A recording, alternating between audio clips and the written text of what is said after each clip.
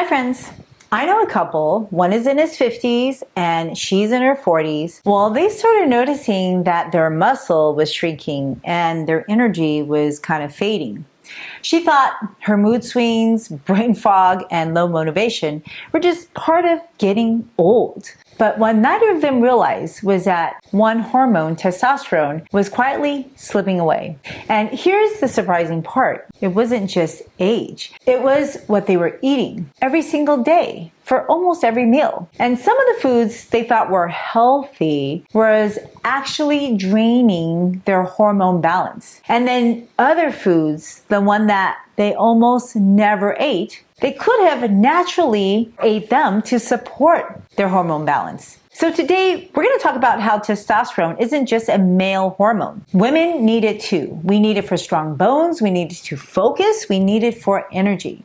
And the choices you make every time you sit down to eat can either boost it or shut it off. So in this video, we're going to talk about what testosterone really does, how it changes your body, when replacement actually might be beneficial, and which medicines can suppress and lower your levels of testosterone, and yes, which foods can actually quietly help or hurt your testosterone levels. But let's start with the why. Why should you even care? Because when you understand what testosterone really does for your body, not only in men, but in women, you will understand why this is a crucial part of your metabolism. Besides strengthening bones, building muscles, it actually stimulates your red blood cells. It drives libido. It boosts self-confidence. It sharpens focus. And in women, we need it to preserve our bone density. We need it to fuel energy. We need it to enhance our mood. We need it to protect us against depression and to think straight. And yes, we also need it for libido.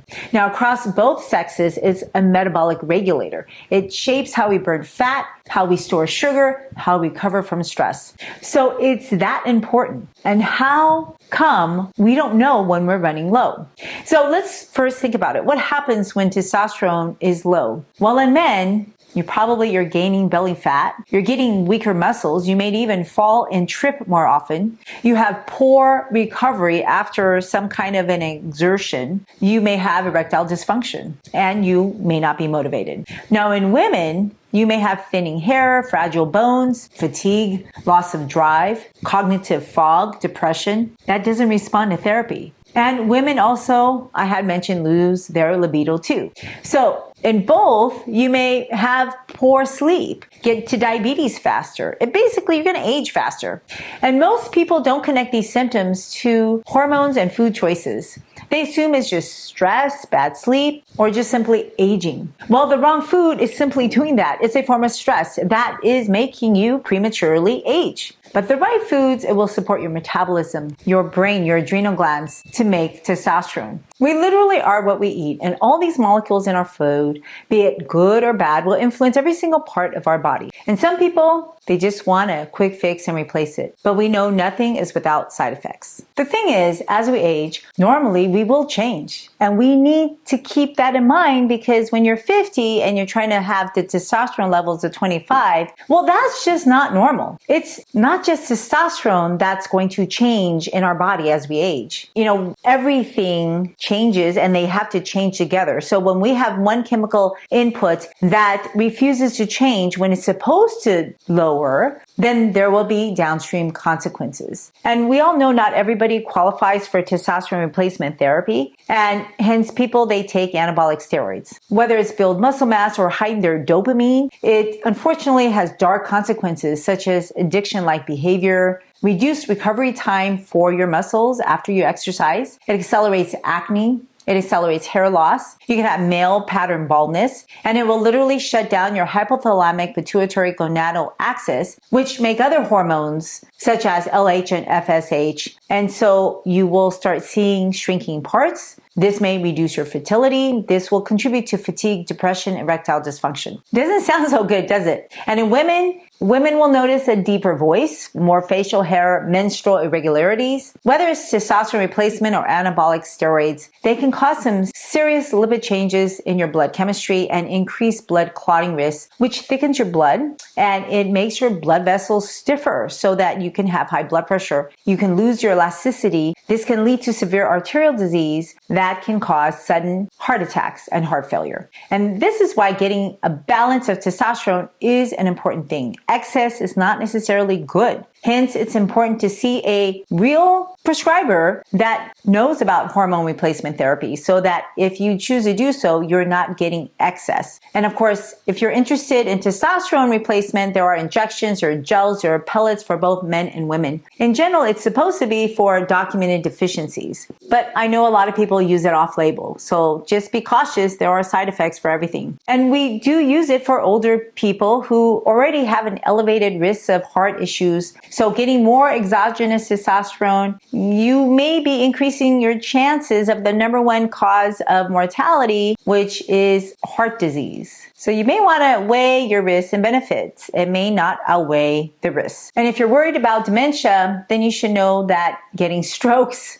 having elevated blood pressure, if you do that in terms of replacing your hormones, well, you literally increase your risk of dementia too. And for younger people, of course, it's going to mess with your fertility issues and your prostate. It's really unnaturally stimulating what is naturally happening in your body. Now, my point is not to talk you out of hormone replacement therapy. I'm just simply stating the facts. And for you, the benefits may outweigh the risks if you have severe deficiency. I mean, some people truly have pituitary issues or testicular issues. So, it is there as a medical necessity. However, the fact of the matter is, over time, testosterone levels will lower in everybody.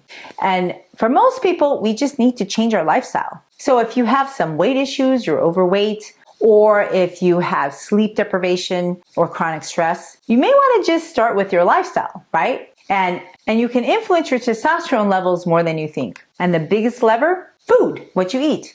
Ever watch a movie where your favorite actor, that buff actor, is drinking a can of soda or energy drink? Well, if you want to grow muscles, you got to exercise. And if you don't want to lower your testosterone, then you probably should rethink drinking sodas, which are filled with refined sugars, especially fructose-heavy syrups, which spike insulin, increase belly fat, and lowers testosterone. However, just because it doesn't have any calories doesn't mean it's any better for you. Take spearmint.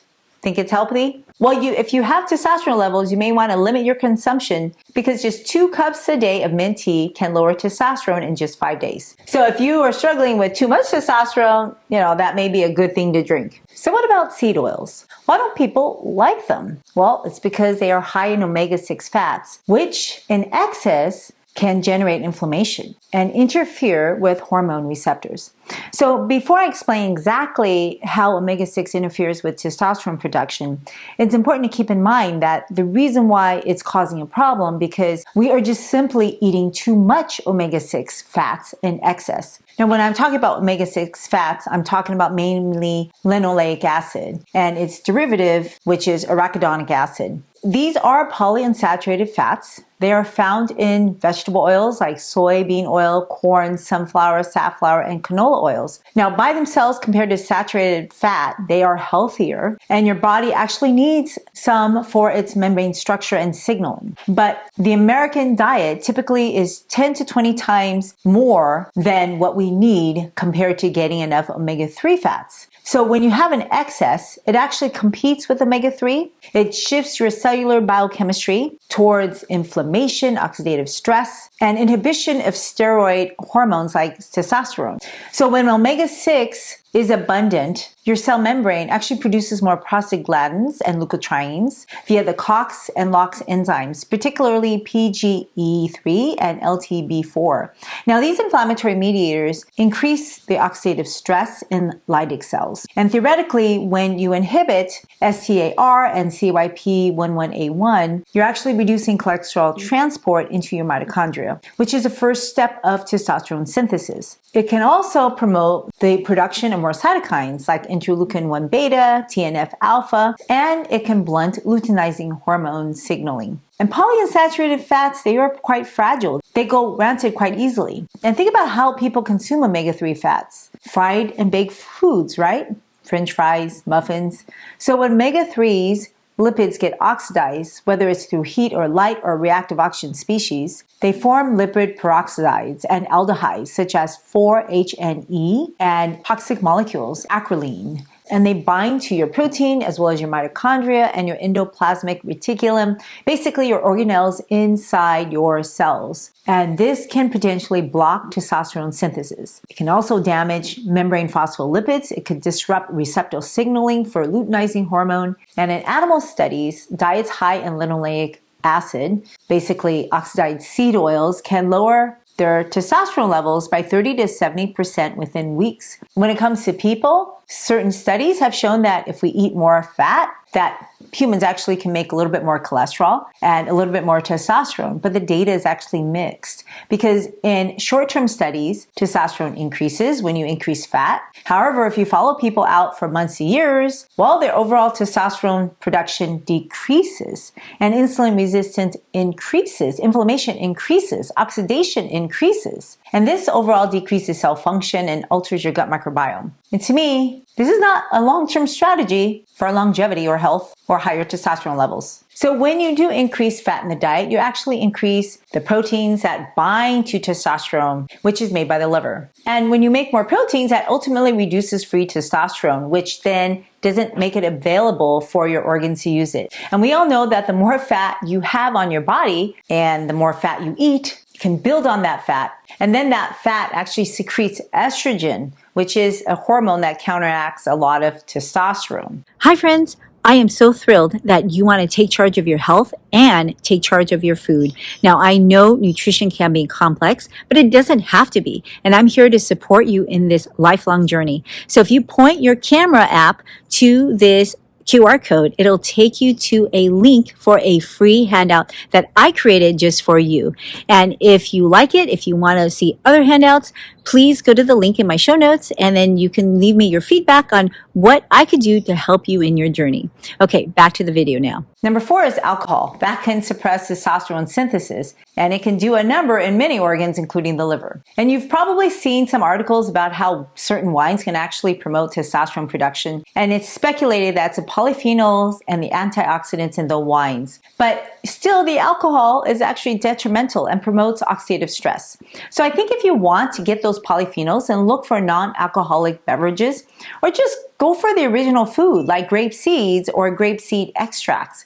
Really, it's as simple as just swallowing the seeds when you eat grapes. I think far too many people discount the effect of common foods. Take, for example, number 5, processed meats, which has been clearly shown to promote inflammation, oxidative stress. Literally, the World Health Organization, they recognize processed meats as a carcinogen. But let's say we take that out of the equation. Even though we know your ham sandwich can increase your risk of cancer, but that can take decades to happen, right? So what won't take decades is low testosterone. I mean, if you're going to eat processed meats and then get prescription testosterone replacement, you expose yourself to side effects from that therapy. And maybe if you actually did an elimination diet that are eliminating things that are inflammatory like processed meats, then maybe you don't need to spend the money to take the testosterone replacement hormone therapy, which then you won't get the elevated risk of side effects, right? But when you really think about it, a sandwich is unhealthy, not just because of the processed meats, but there's also the ingredients used to make up the bread, which is number 6. Many breads are so unhealthy because they contain a boatload of sugar and then chemicals such as potassium bromate, which are known to be carcinogens.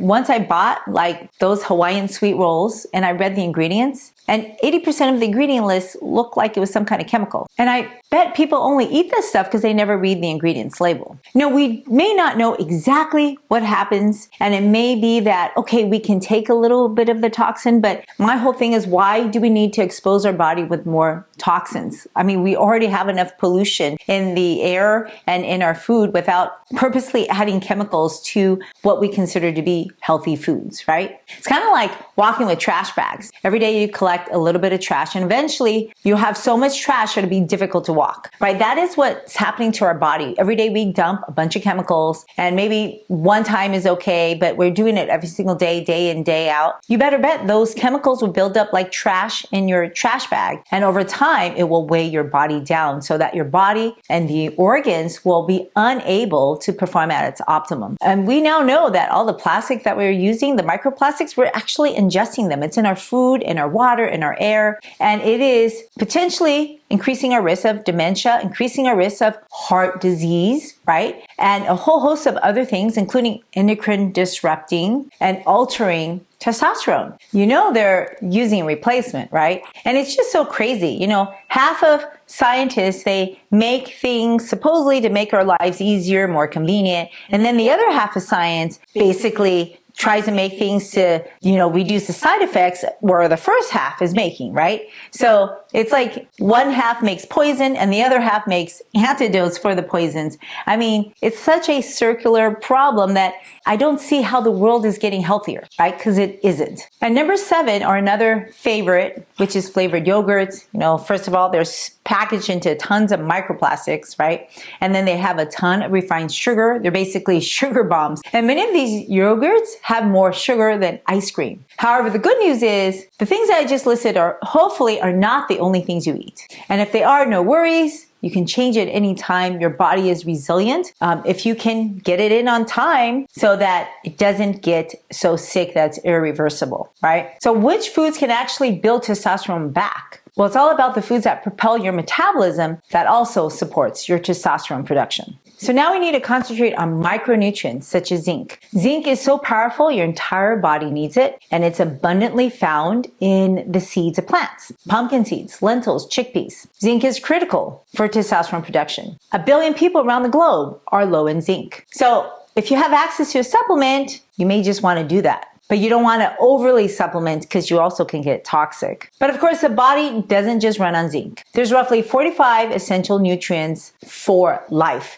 And this includes magnesium, which is found in dark leafy greens, nuts, and whole grains. Magnesium is necessary for testosterone production. Magnesium is necessary for healthy bones. Magnesium is necessary for your muscles to move. It's really necessary for all your cells. And you know how I keep talking about oxidative stress? Well, every day we have it, we produce it naturally, we get it from pollution, but God has that covered. He's made us perfectly and created abundant amount of plants that are full of polyphenols and essential nutrients to help us mitigate that oxidative stress. And this includes berries as well as pomegranates. So I try to eat one or the other all the time. I would say every day. And instead of eating diets that are purified with fat like omega-6 seed oils or even saturated fat like butter, the healthier diet is to get our fat in natural sources. So for example, if you want avocado oil, just eat the avocado. If you want walnut oil, just eat the walnuts. Flaxseed oil, eat the flaxseed, right? That supports testosterone synthesis.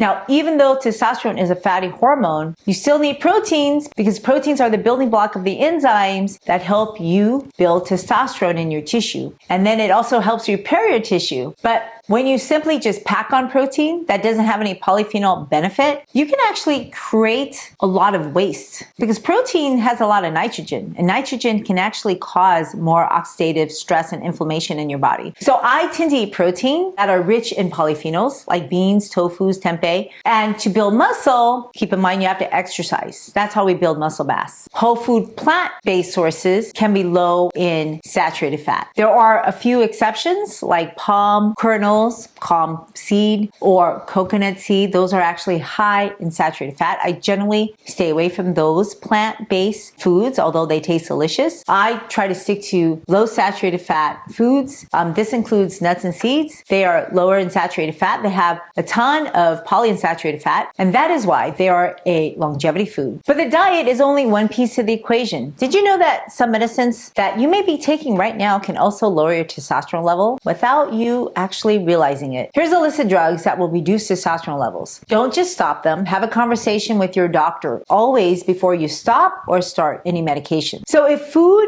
and medicine can lower testosterone testosterone, then what can you do beyond the kitchen that can actually naturally boost it? Lots of things. Number one, get adequate sleep. Most of your testosterone is released in deep sleep. So turn off your TV and devices 2 hours before bedtime. Number two, do resistance training. That means some weight training, some light or heavy weights, depending on where you are at in the exercise tolerance. Those exercises can boost testosterone, and you got to mix it up with some cardio. Number three, get to a healthy body weight. Increasing fat decreases testosterone. Number four, try to mitigate your stress, right? High cortisol levels from high stress leads to lower testosterone. And if you want to know how to mitigate stress, watch the next video.